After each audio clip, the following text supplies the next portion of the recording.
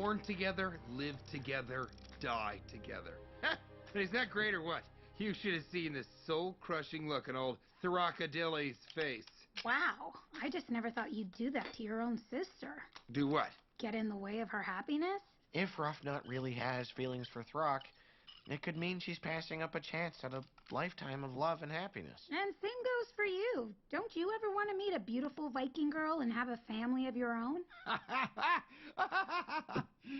Of course. And what would happen if Ruffnut stood in the way of that? She would never. Too good of a sister. I'm a monster! Oh, you think I don't know that? I mean, you think I'm not aware this is an impossible situation? Oh, how do I know? Come on, stop shaming me. I'm only human. Oh no, she's breaking his little defenders of the wing heart. What have I done? Agreed, chicken.